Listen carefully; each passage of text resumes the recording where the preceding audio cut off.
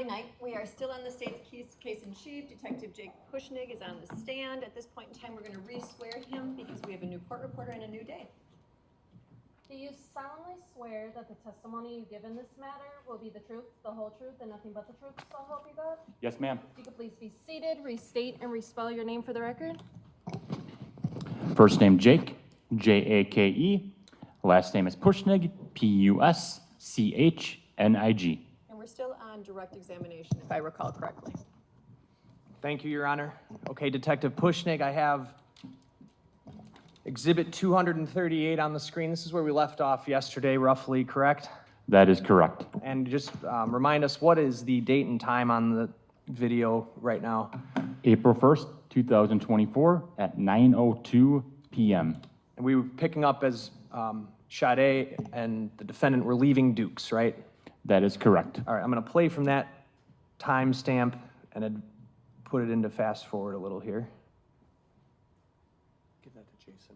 We're going to pass the notes to him today. And right now at 9:02:32, what does it appear Sade is doing? She's hugging the other female.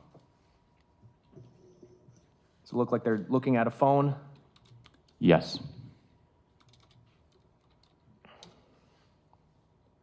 Speeding up. They hug again? Yes.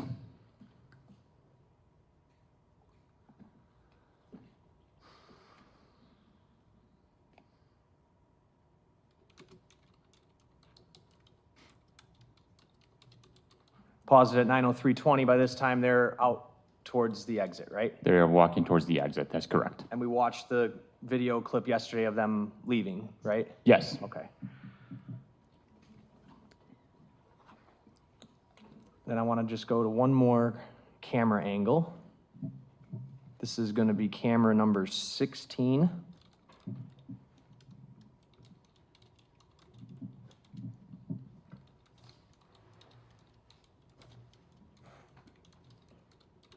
Okay, this angle, describe what it is.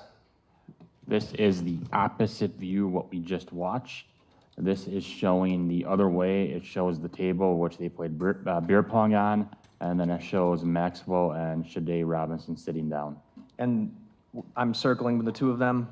That is correct. Over here where my mouse is, just off camera, that would be the entry and exit door? Yes. Okay, and then this would be that music jukebox that they were at earlier, right? Correct. Okay, I'm gonna advance this video.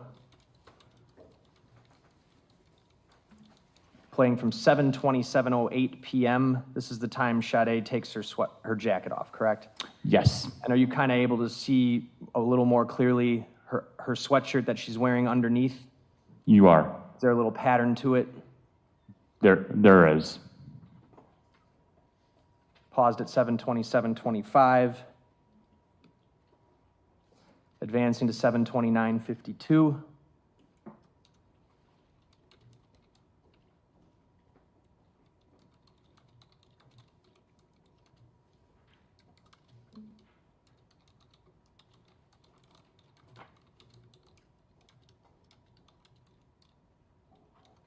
You're able to see her right sleeve?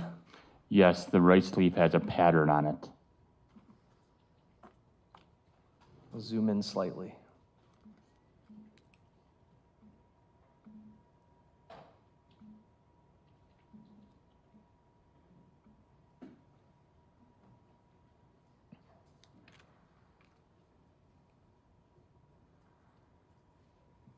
All right, right there you can see it's sort of a cable knit pattern on her sleeve. Yes, her right sleeve. You can see the pattern. Showing you 239.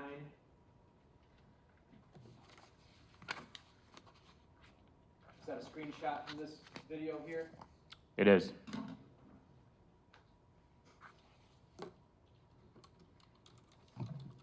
Move 239 in. Any objection? No. 239 is received.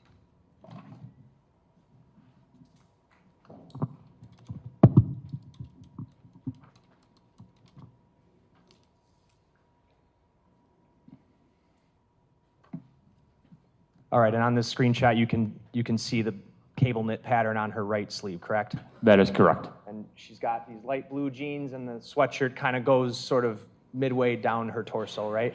Yes.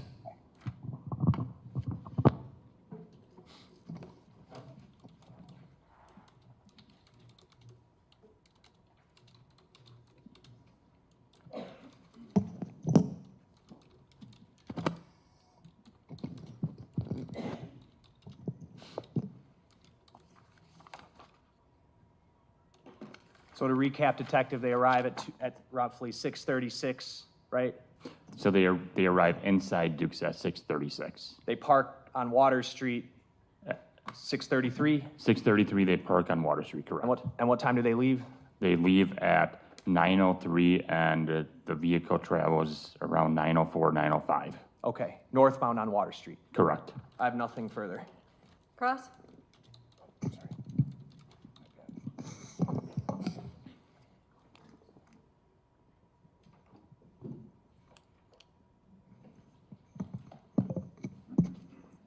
Morning, Detective. Good morning.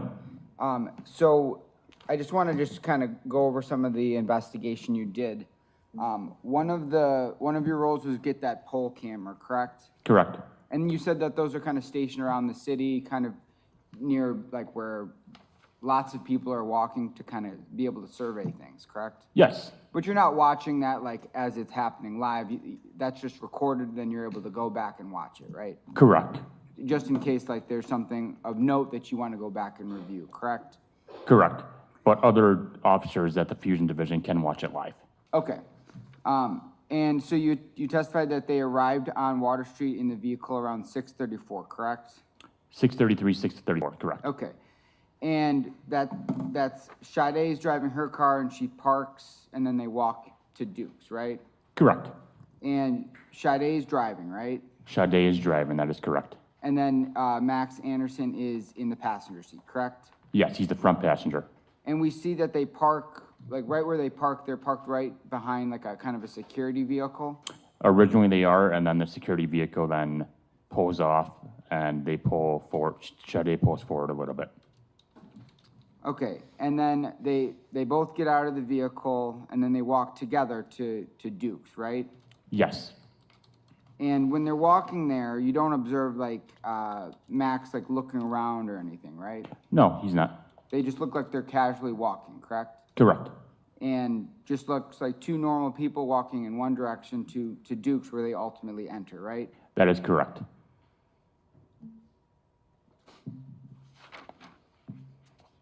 And then Max enters the bar first, correct? Yes. And then a little while later, Sade walks in and sits right next to Max, right? She's escorted by the security guard about 10 seconds later and sits next to Max. Okay, and when Max, enters and he's sitting with Sade, it appears that he's talking to this bartender, correct? That is correct.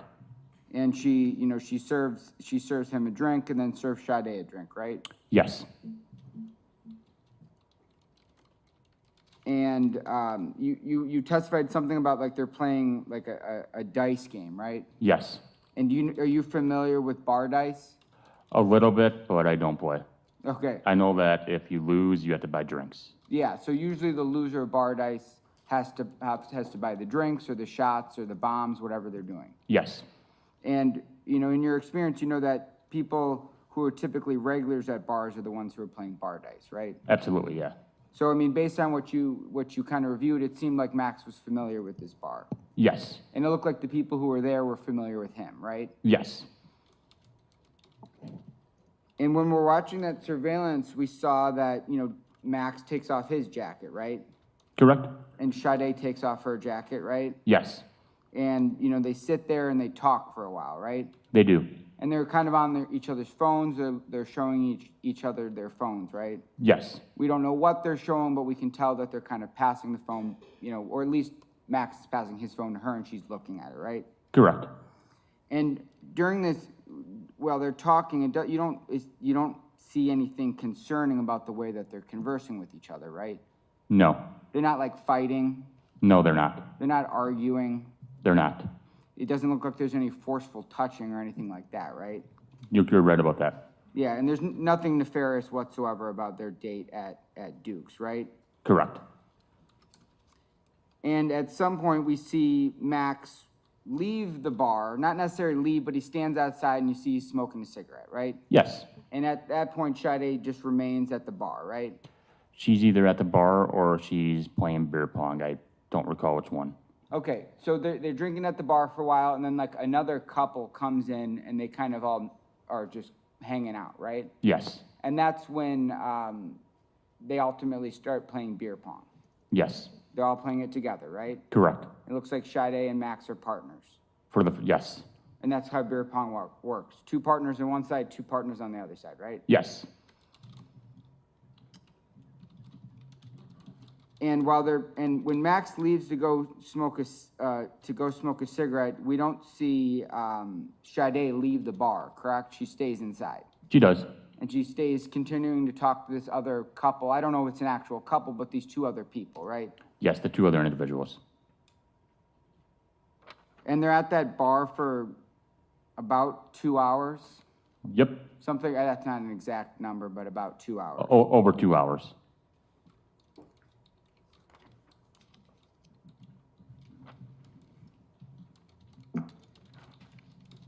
And we saw that they hug this couple goodbye and then they leave together, right? Yes.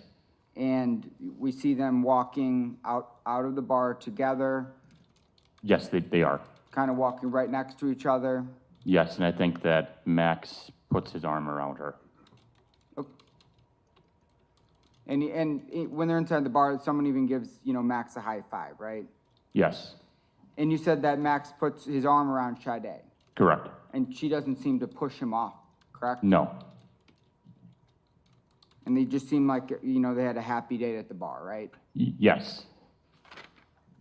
And then when they approach Sade's car, we see her unlock the car, right? Correct. And she gets in right away. She gets in the driver's seat right away. And then we see Max kind of sitting on the passenger side, and then maybe for a couple seconds, and then he enters, right? Yes, Max then enters the front passenger side.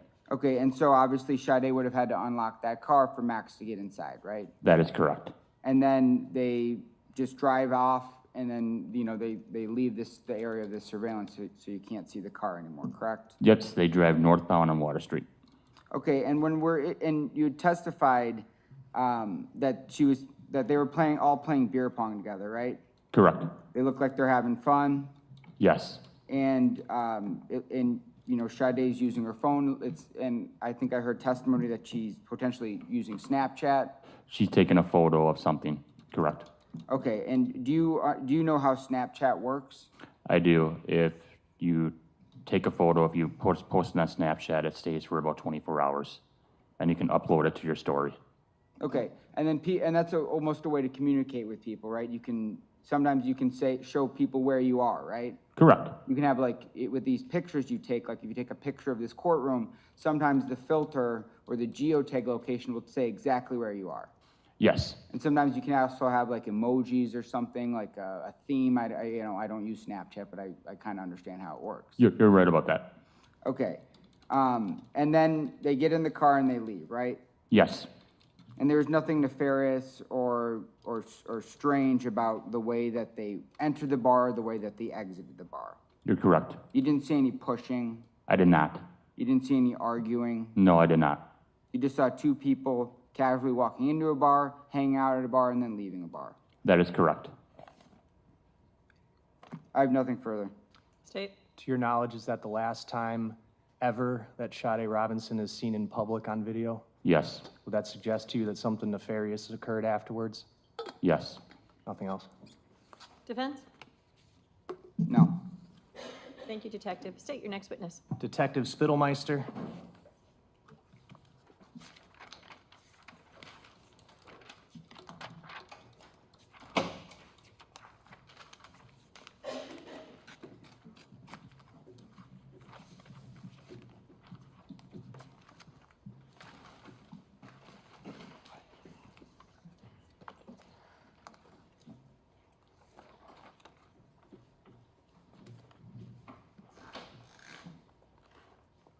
Do you swear that the testimony you give in this matter will be the truth, the whole truth, and nothing but the truth, so help you God? I do. You can please be seated, state and spell your name for the record.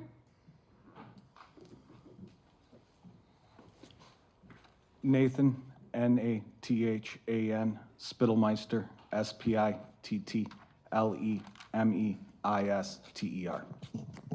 Detective, I want to jump right into it. Did you assist in recovering video from the Milwaukee School of Engineering related to Sade Robinson's vehicle leaving the area of Dukes on Water?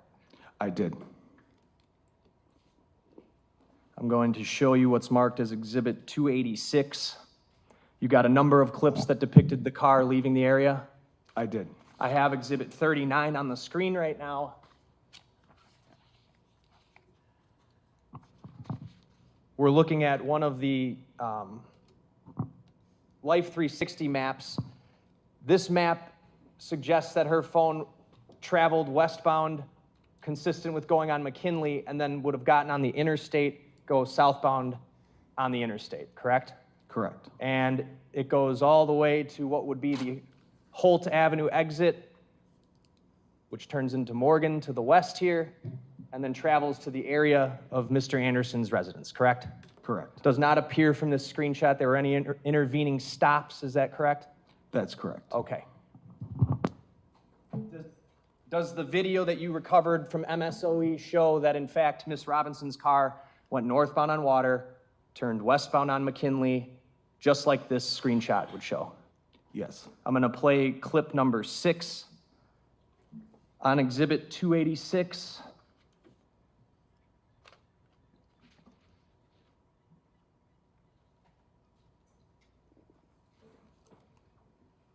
What are we looking at? What we have is a video taken from MSOE in a parking lot that is north of Juneau and south of Knapp Street, just west of Water Street. Knapp turns into McKinley Avenue, which goes to an off-ramp.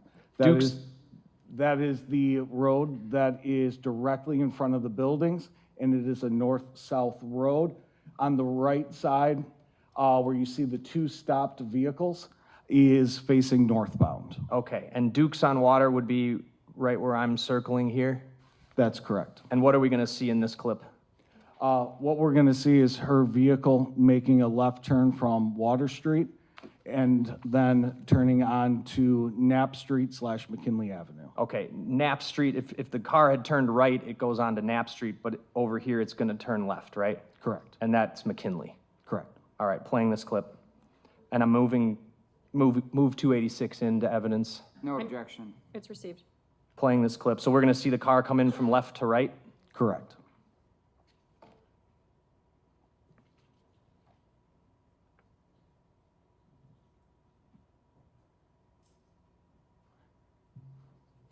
Is this the car right here? Yes, that is her vehicle pulling up behind the other vehicle that is stopped in the left turn lane.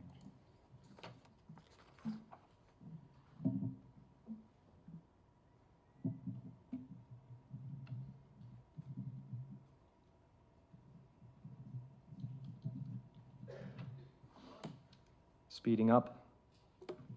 Rainy night, right, Detective? Yes. All right, now what's happening? The vehicle is now making a left turn onto McKinley Avenue. And that would take you right to the freeway entrance to go southbound on I-4394? That's correct. And then one more clip, clip 7. We're looking up in the upper right here, correct, Detective? That's correct. And is this just showing that turn? It is.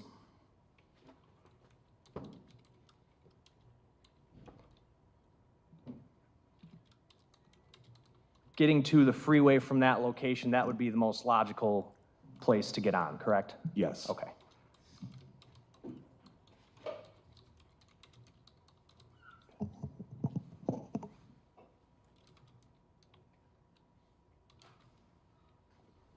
I have no other questions. Cross? No. Thank you, Detective. Thank you. State your next witness. State calls Tim Sluga.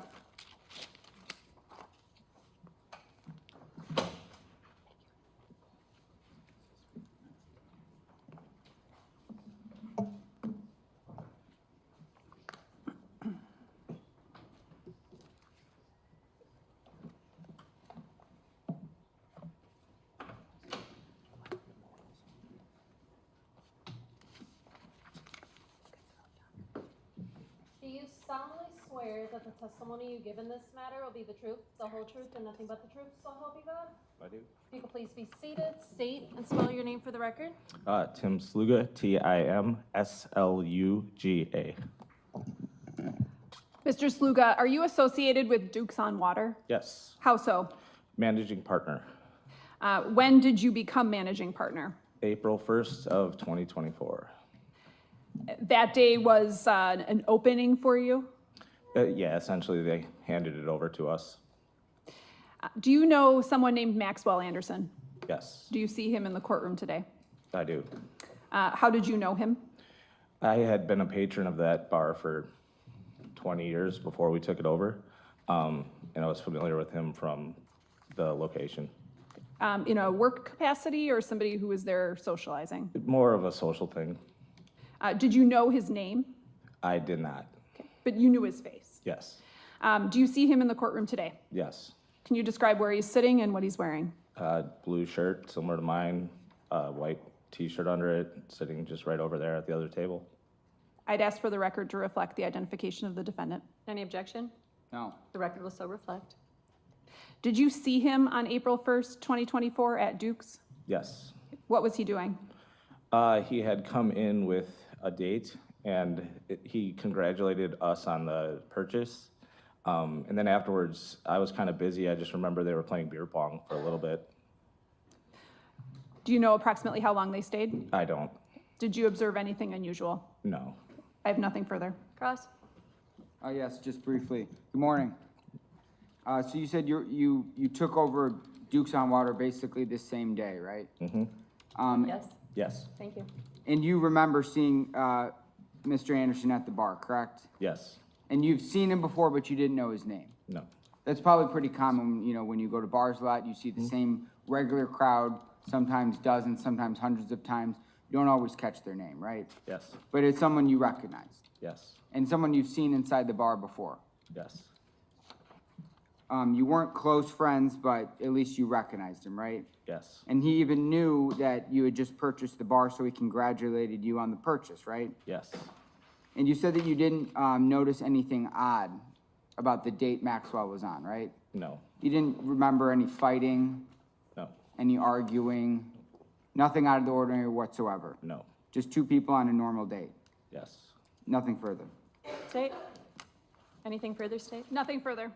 Thank you, sir. State? I think I need to check the hallway. Okay, Thank you, Judge. no worries. Get your steps in.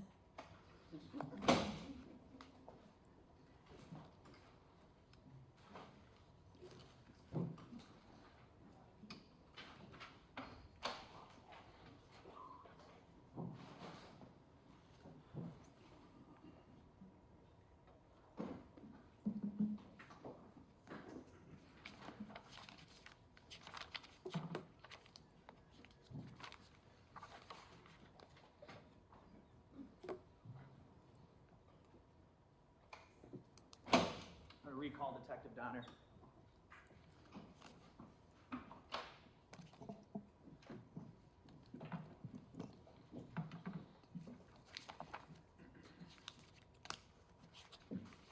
Do you solemnly swear that the testimony you give in this matter will be the truth, the whole truth, and nothing but the truth, so help you God? I do. If you could please be seated, restate and respell your name for the record. Detective Joanne Donner, Joanne, Joann, Donner, Donner. Detective, you've been in the courtroom the entire trial, and you've kind of heard us, you heard the testimony about the arrest of Maxwell Anderson on April 4th, correct? Correct. And you were the first on scene at Warnemont Park when the leg was found on the evening of April 2nd? Correct. On April 4th, there was testimony from Detective Galat that there were detectives at Maxwell Anderson's residence at the time of his arrest already, correct? That's correct. And what was the residence address again? 3161 South 39th Street.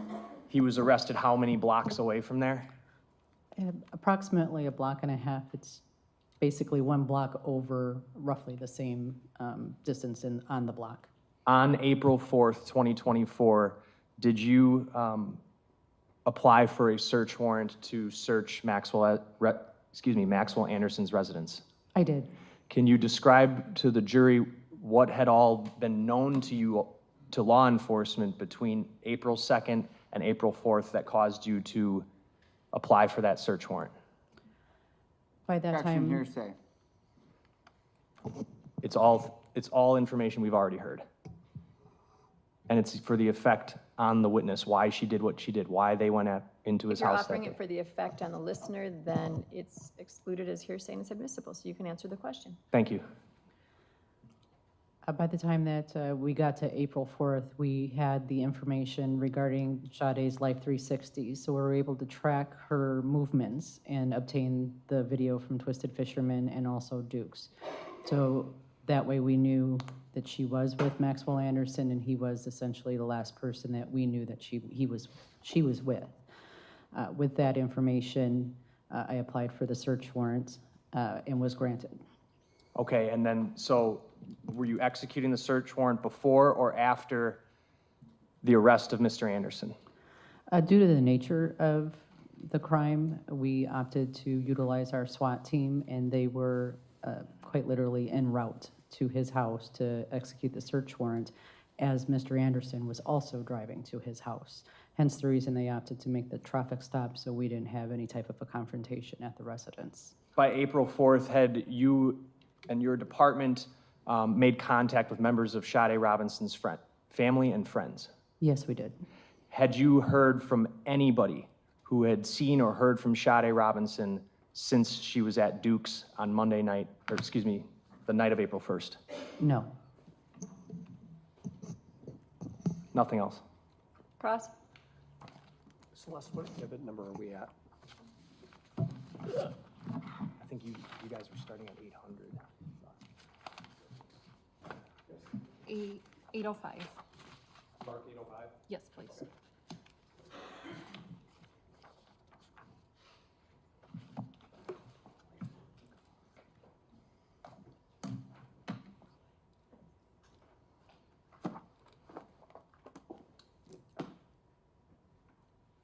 Good morning. Morning.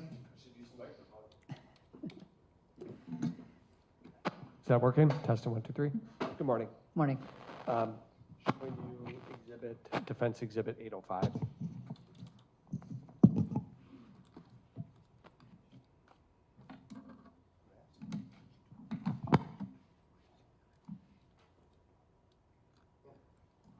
I'm going to show you exhibit 805 and ask if you recognize us. Turn it back on. Testing 1, 2.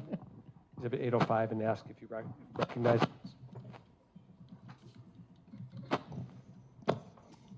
Yes, I do. What is that? It is, Object for foundation. Ask for a little more foundation to be laid. Look at the foundation. Go further. Why do you recognize that? it is part of the State Crime Lab's photos that were given to us regarding the search of Sade's vehicle. The car that was, when you say Sade's vehicle, you mean the one that was lit on fire, right? That's correct. And that photo was provided as part of the State Crime Lab work in the case? Yes, And as obviously we just heard that you were the first detective at the scene of Warnemont Park, right? correct. You were also at the scene of the search of Max's home, For a very brief time, yes. and you've been here in court throughout the trial, obviously. Yes. And what is this picture? What is it, you said, what is it depicting? It's a Bic lighter. And it was recovered from where? Per the note that's written on it, it's rear driver footwell. Okay. Permission, move that into evidence. I'm not objecting. It's received. Permission to publish. Go ahead.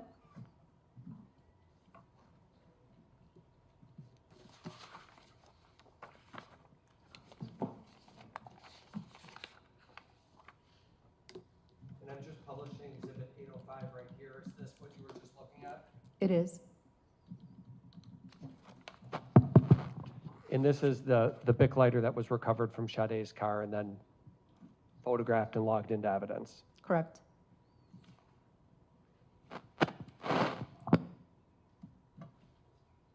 Now, you talked about a search warrant that was done at the Anderson residence, and I think you just said you were there for a brief period of time. Correct. I had other detectives execute the actual search warrant. Right, you said you had a SWAT team. They make the initial entrance, and then detectives come in for the search. And a search warrant is something that is authorized by a judge, right? That's correct. Meaning that you provide information to the judge and they grant law enforcement permission to search the house. That's correct. And the whole, in this case, this was a warrant that was not one where you would give the person a heads up that, hey, we're executing a warrant on your house. That's correct. I don't know if any warrant would ever be that way, would it? Would defeat the purpose. Right, you never give a person a heads up, law enforcement's gonna get a warrant. Correct. There's some warrants where you have to do what's called a knock and announce, aren't there? Correct. And then other warrants where you have permission just to go right in without any announcement. Correct. Which one was this? This was a knock and announce. Our department only does knock and announce. Okay, so hence you would have to knock and say, what would you have to say? Generally, they'll yell out that it's the sheriff's department search warrant. Okay. Were you present when law enforcement knocked and entered the house? I was not. Okay. That's all. State? Nothing. Thank you, Detective.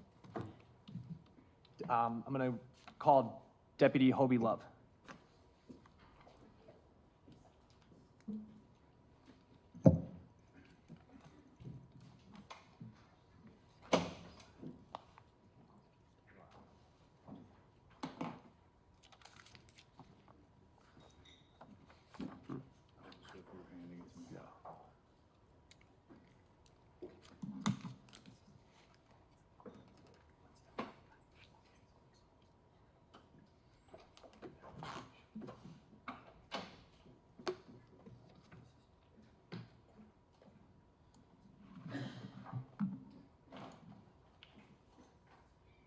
Do you solemnly swear that the testimony you give in this matter will be the truth, the whole truth, and nothing but the truth, so help you God? I do. If you could please be seated, state and spell your name for the record. It's going to be Detective Hobie, Hobe, Love, Love. You're a detective with the Milwaukee County Sheriff's Office? Yes, Okay. How long have you been a detective? say a little over a year and a half, How long have you been with the Sheriff's Office? for approximately 4.5 years. On April 18th, 2024, were you working? Yes, And did you respond to the area of 3305 Marina Road in South Milwaukee, Wisconsin? yes. Why did you respond there? April 18th, it would have been for, I believe it would have been for the gloves. Okay. In South Milwaukee, you were there with Detective Jarozinski. Correct? Yes, I'm sorry. In that response, and I couldn't hear you. Detective Jarozinski.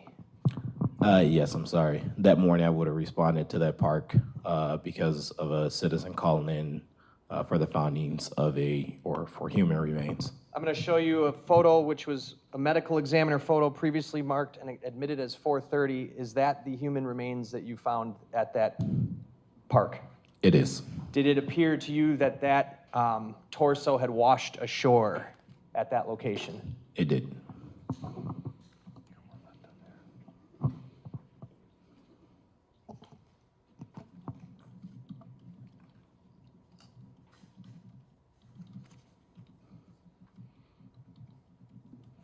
On April 9th, 2024, were you called to the area of Warnemont Park? I was.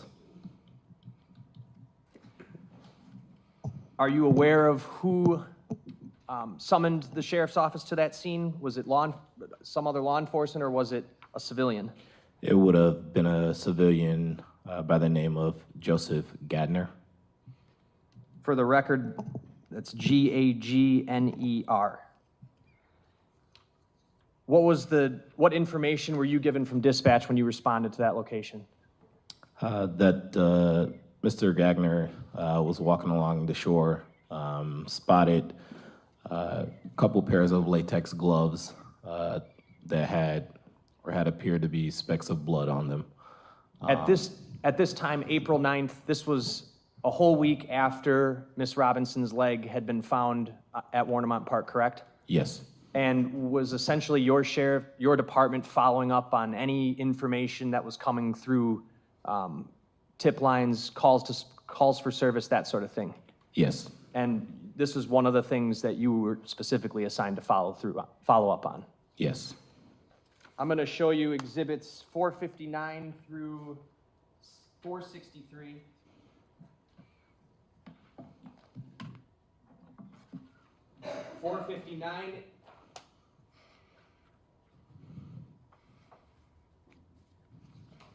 What is it?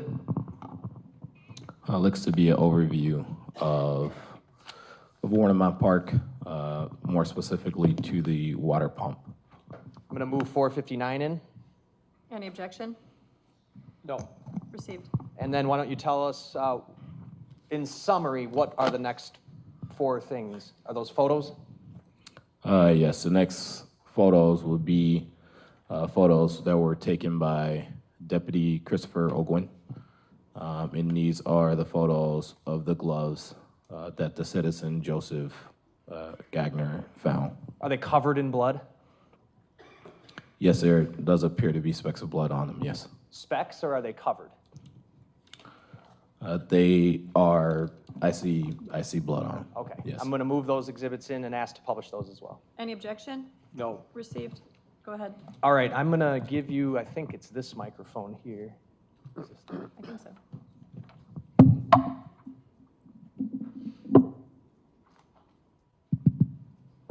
I'm going to have you stand up, and if you would, come to the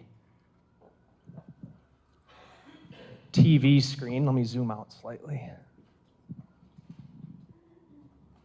Okay, so to orient us, Detective, this road over here, it kind of goes off the map. This is Sheridan Drive.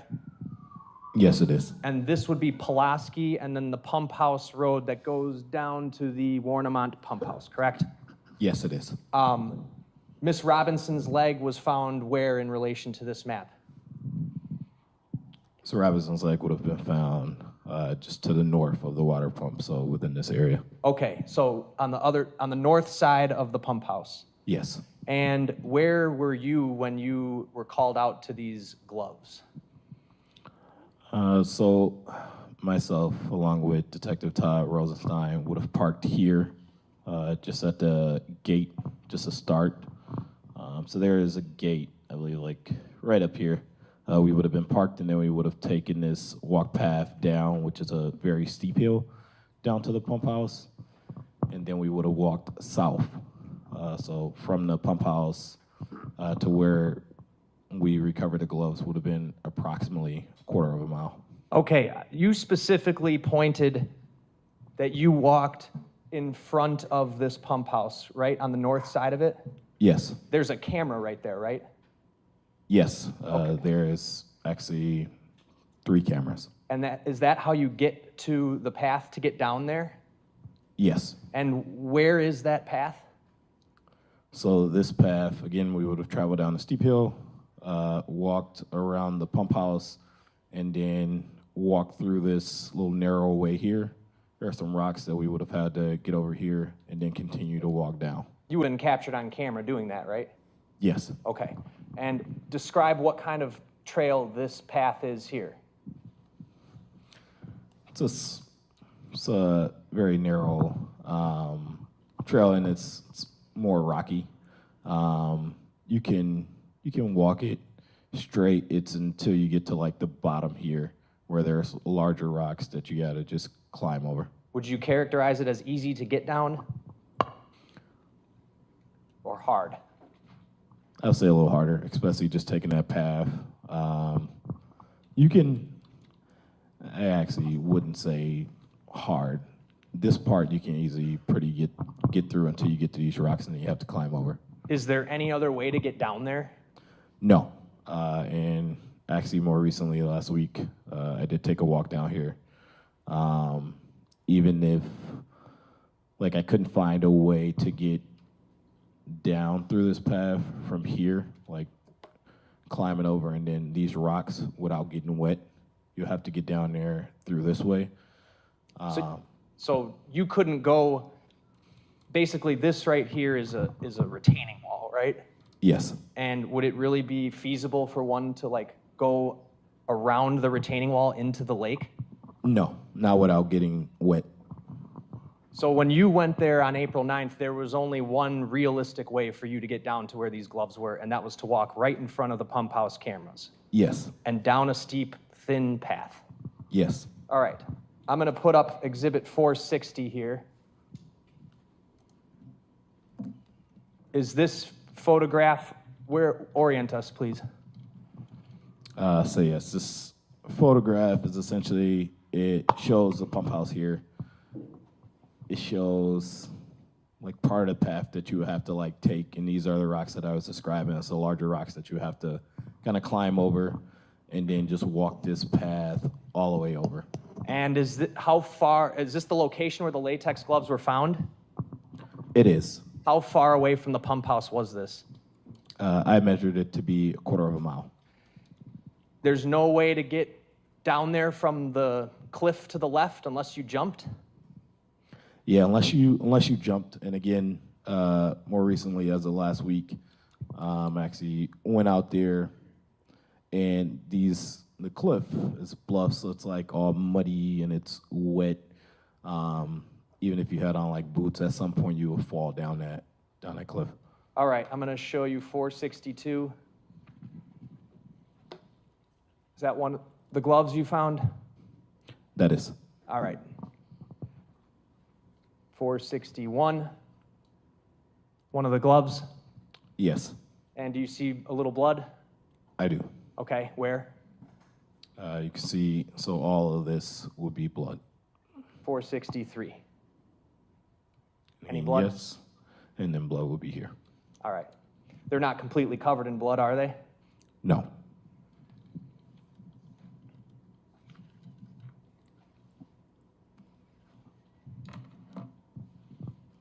Would one be able to toss a pair of those gloves off the top of the cliff and get them to the point where you found them? You're able to lay a foundation. Have you tried to throw a pair of gloves off the top of the cliff to see if you could get them to where these gloves were found? I did. And how did that go? Last Wednesday, I took a partner of mine with me. We actually went here. I had my partner, Detective Andrew Sullivan, stay up top, and then I went down the same path as I did on April 9th. I went 1/4 mile in, and then I had Detective Andrew Sullivan go 1/4 mile in up top and actually take 3 gloves. So the first two that we found, then the other glove that we found. So I took a total of 3 gloves, and I had him meet me 1/4 mile in up top and then throw him down. What happened? As he threw him down, it was windy that day. Even with the wind, he threw the first pair down, and with the wind, it stayed kind of floating in the air, and then it eventually just drifted down like the cliff, but it didn't get anywhere near me. Okay. Was it basically a laughable experiment? Yes. Okay. I'm going to show you 455 here. You can have a seat, actually.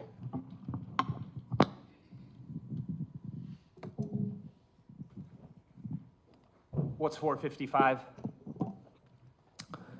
This is the evidence bag containing the latex gloves that were found. And there's a crime lab sticker on there as well? It is. And are your markings on there from inventorying those gloves? It is. And move 455 into evidence. Any objection? No. 455 is received. Nothing else. Ross? Morning, Detective. Good morning. So I want to talk about April 9th. That's when you went, that's when you received a call, maybe not you personally, but you know, your office got called from a Joseph Gagner about a pair of gloves that were found, correct? Yes. And then you went to the beach the same day that call came in, correct? Yes. About how long after? That call would have came in a little after 5. Myself and my partner, Detective Todd Rosenstein, would have went and made it there a little after 6 p.m. Okay, and they called and said that they had found a pair of gloves with blood on them at this beach, right? Yes. And then you testified this was about 1/4 mile south of the water pump? Yes. So when we're talking about the geographics here, the human leg was found north of the water pump, correct? Yes. And do you remember how many gloves in total you found in this area, at the south of the water pump? Yes, there would have been a total of 3 gloves. So the first 2 pair would have been a quarter-mile in, and then there was 1 pair of gloves that were approximately 5 feet from the first pair. Okay.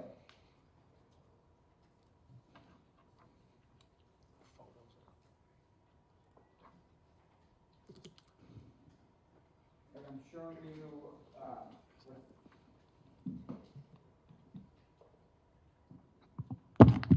I'm showing you what's been marked Exhibit 463. All right, and so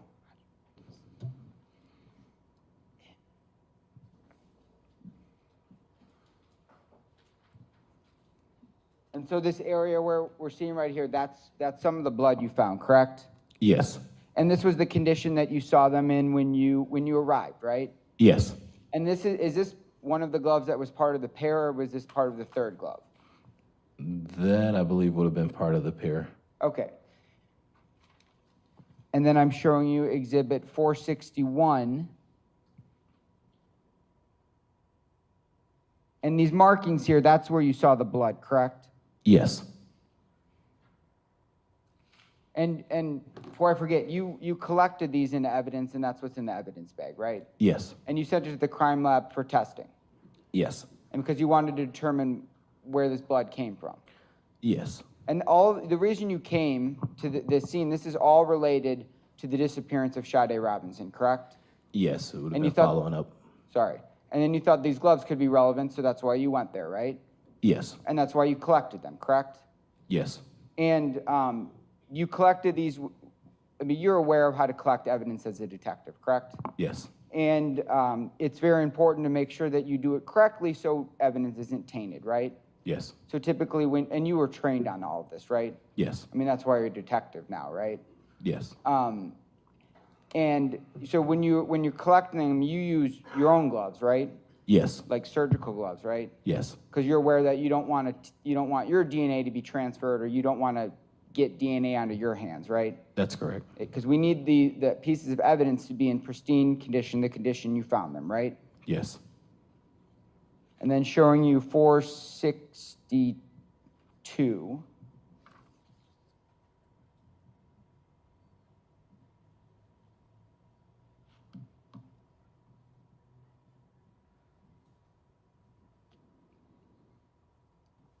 And this is the condition of the gloves that you found them, right? Yes. Showing 460. And this is the area of the beach where they were, right? Yes. And that's right up here, that's the water pump? Yes, it is. And then from the water pump here, it's all Lake Michigan, just kind of rides south. Yes. And we can see the wave of Lake Michigan, and it's kind of showing the current traveling south, correct? Yes.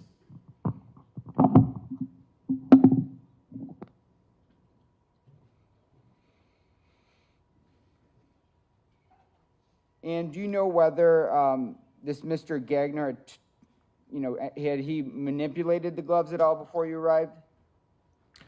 I do recall Mr. Gagner telling the deputies that arrived first that he did not touch the gloves with his physical hand. However, he did poke it with a stick. Okay, he poked it with a stick but never touched it with his hands, correct? Yes.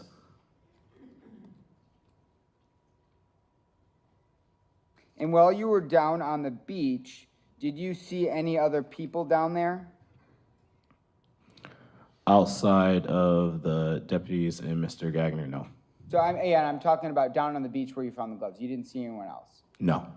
And when you went there, you said you went back at a later date to do this kind of glove experiment, correct? Yes, specifically last week, Wednesday. So that was last week, Wednesday. Yes, sir.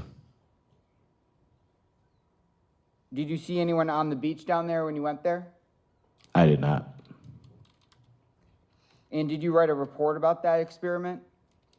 I did not. Did you capture it on video? I did not. What were the conditions? You said it was windy, right? It was a little wind, yes. What was the mile per hour? I do not know.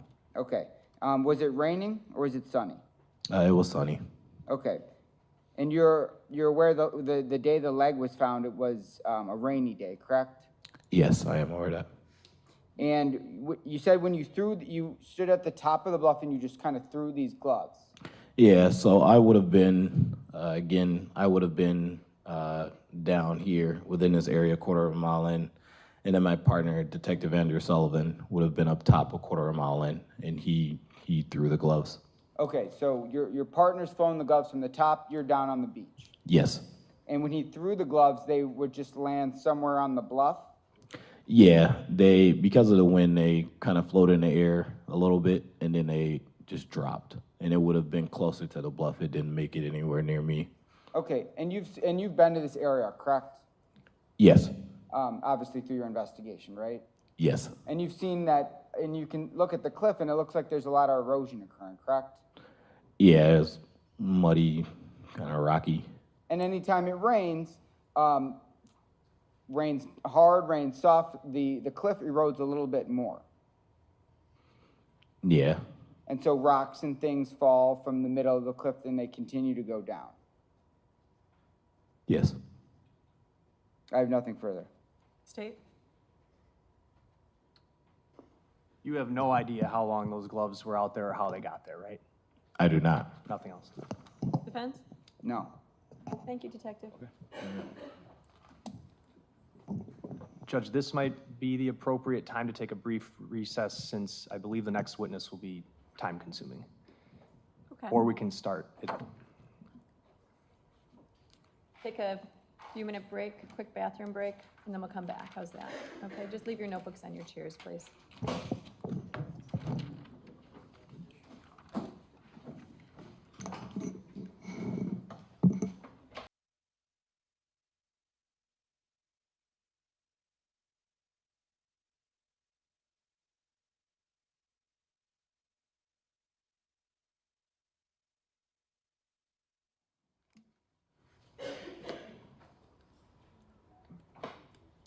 Anything to address on the record before we break? No, Your Honor. Defense? Okay. Thanks, everybody.